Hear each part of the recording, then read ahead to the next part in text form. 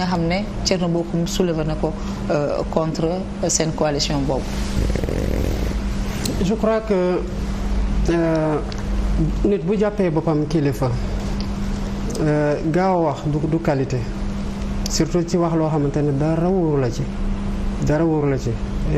ñun dañu am micro bu ñuy topp fu ñu nekk bu ñu ko mënee woowee noonu muy smartphone ak Facebook ci bu muy bind son texte avec beaucoup de précipitation lu mu wax yëpp dara amu ci depuis sëñ Moustapha Sy di annoncé. Il vous a pris de court. sëñ Moustapha non même pas. au contraire yàlla daf ñu dimbale mu wax sëñ Moustapha te macha allah quoi parce que bu mu waxee donte c'était pas prévu ñun dañu ne alhamdulilah bu mu waxee parce que daf ñu teggil benn jafe-jafe boobu moo doon lan mooy effectivement waxtaan nañu à 4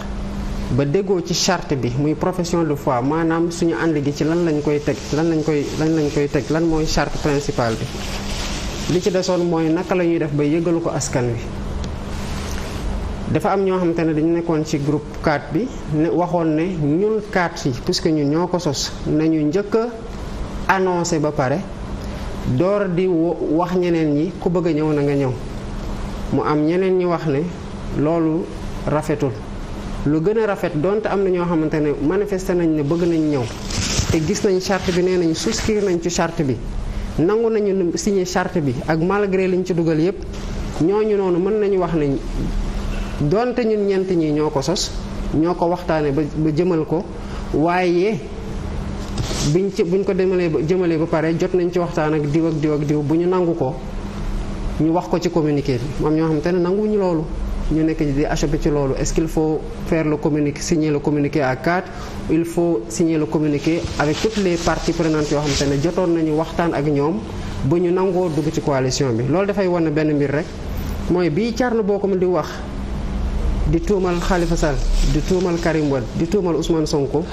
boobu am na au moins 7 partis politiques yoo xamante ne joxe nañ seen accord de principe en raison de la charte qu'ils ont vue du compte rendu des échanges qui leur ont été faits que dinañ dugg ci biir parti bi. kon lu mu doon wax ne dañu doon dem une alliance à 4 sukkandikoo ci li sëñ Moustapha Sy wax te moom dafa cité rek les 4 majeurs ñi nga xamante ne ñoo doon waxtaan. pas cité wul tout le reste il n'avait pas besoin non plus de citer les 7 autres plus les 4 je pense même ku xam sëñ Moustapha Sy ci pouvoir oratoire yi ko yàlla may xam nga ne du toog boobu di lim ñëpp peut-être même bu ko bëggoon def sax mën na am xelam du jàpp ñëpp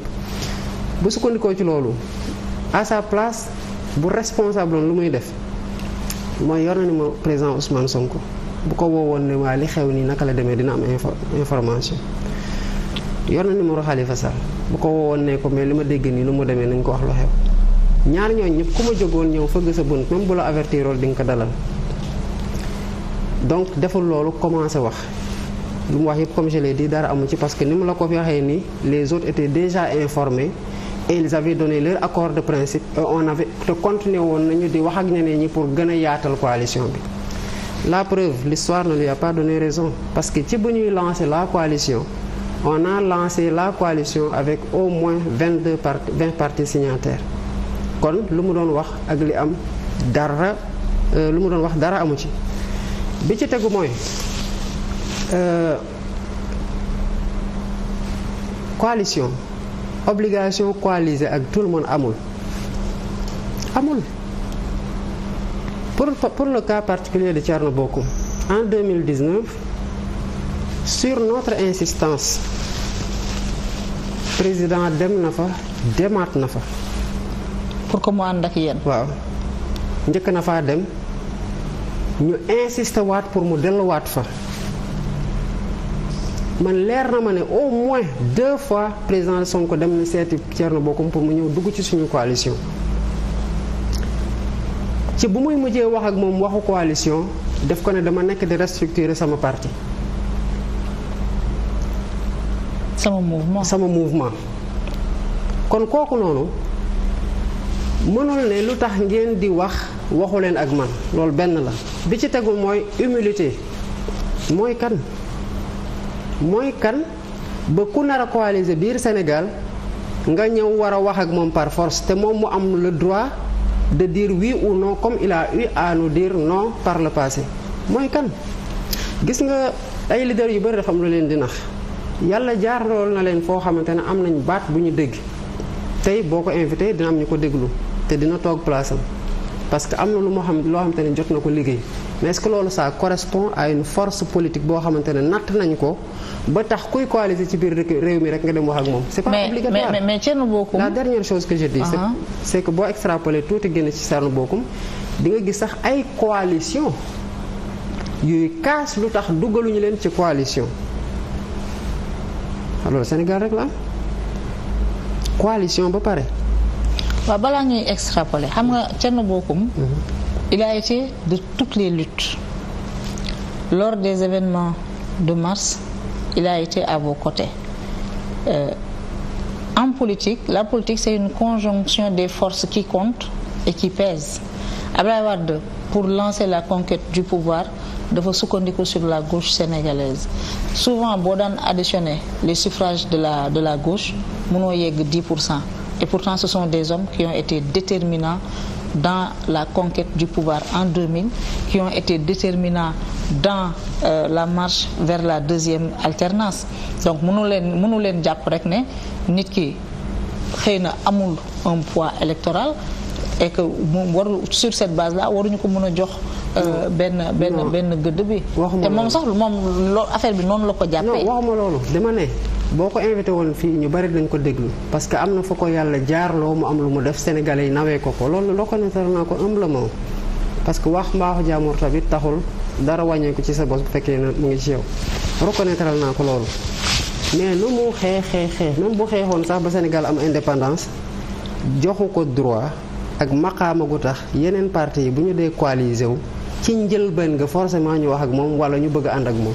principe boobu laay dégager pour mu xam ne obligation de se coaliser avec Thierno Bocoum existé wul au Sénégal na ko xam bi ci tegu nag mooy effectivement il a été de beaucoup de luttes mais en 2019 il y a eu plusieurs coalitions actuellement il y a plusieurs coalitions na dem ci coalition bu ko neex ku lamb yaa tey daagul fi ñu la nobee bu jàppee ne ko ñun